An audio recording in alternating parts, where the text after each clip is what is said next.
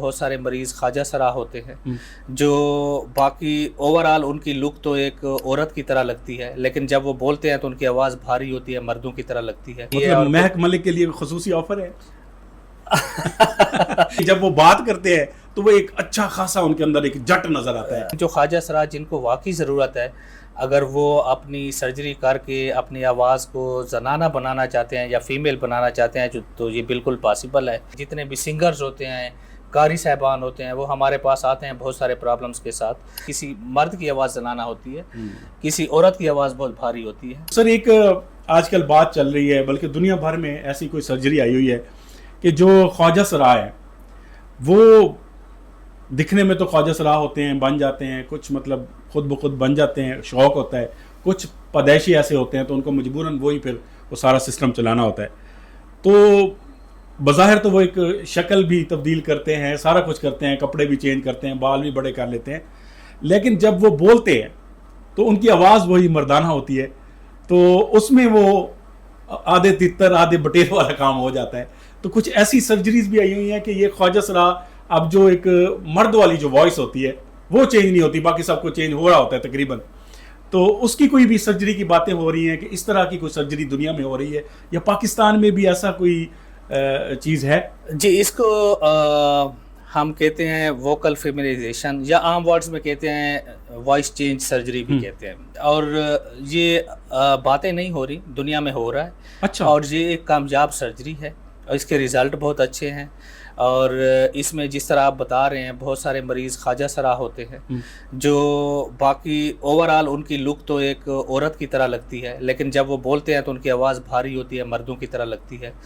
تو ایسی صورت میں اگر کوئی اپنی آواز تبدیل کرانا چاہتا ہے، یعنی کہ فیمیل آواز کرانا چاہتا ہے، تو اس کے آپریشنز ہوتے ہیں۔ پاکستان میں انفارچونیٹلی جہاں تک مجھے معلوم ہے کوئی اس قسم کی سرجری کہیں پہ بھی نہیں ہو رہی۔ اچھا۔ لیکن میں خود ابھی اس کی ٹریننگ لے رہا ہوں۔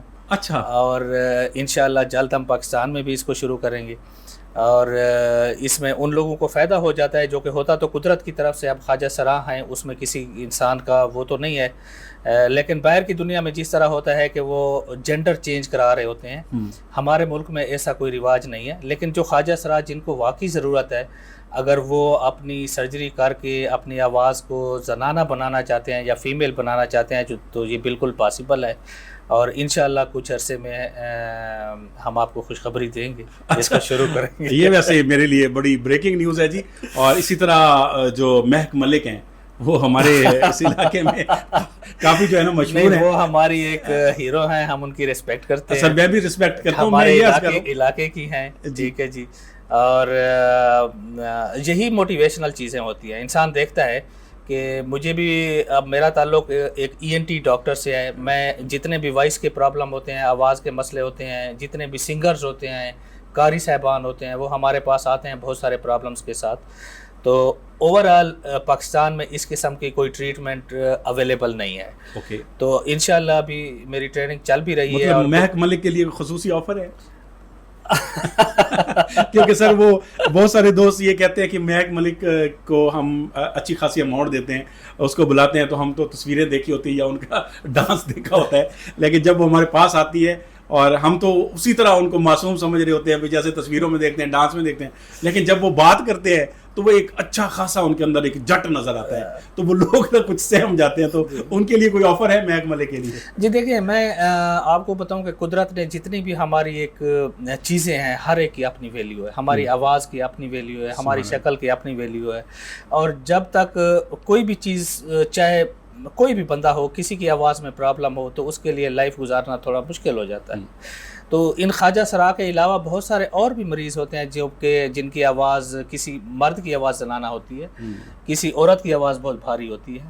تو ایسے جتنے لوگ ہوں گے انشاءاللہ ان کی ٹریٹمنٹ پاسبل ہے۔ یہ بہت اچھی چیز سر آپ نے بتائی کہ کچھ لوگ ایسے ہوتے ہیں، بظاہر ان کی شخصیت ایسی ہوتی ہے کہ پتہ چلتا ہے کہ یار یہ کوئی جوان ہے تگڑا، اور جب وہ بولتے ہیں تو ان کی آواز بہت باریک ہوتی ہے، اس میں دبدبا نہیں ہوتا، تو ان کی وائس بھی بالکل یہ پاسبل ہے، اور دنیا میں آلریڈی اس پہ کام ہو رہا ہے، اور ہمارا تھوڑا سا انڈر ڈیولپڈ ایریا ہے تو یہاں پہ چیزیں ذرا دیر سے پہنچتی ہیں، انشاءاللہ کچھ عرصے میں آپ دیکھیں گے کہ یہ ساری چیزیں یہاں ہمارے ملک میں بھی ہو رہی ہیں. اسی طرح خواتین ہیں، ان کی مطلب آواز باریک نہیں ہوتی بلکہ مردوں کی طرح ہوتی ہے، ان کی بھی وائس بلکہ یہ تو اب کاسمیٹک سرجری کی طرح ہے.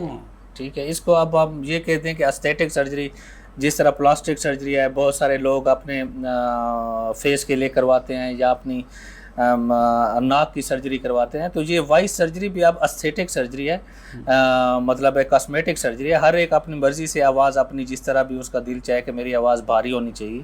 کچھ فیمیل چاہتی ہیں کہ ان کی آواز بھاری ہونی چاہیے، تو وہ ہو سکتا ہے پاسبل ہے، تاکہ وہ اپنے ہسبینڈ کو صحیح طرح پریشرائز کر سکیں.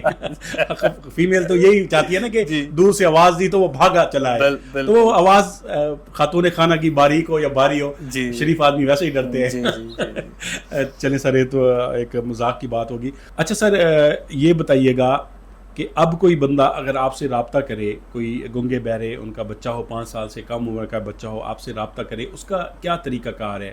آپ اس کو کیا ہیلپ کر سکتے ہیں؟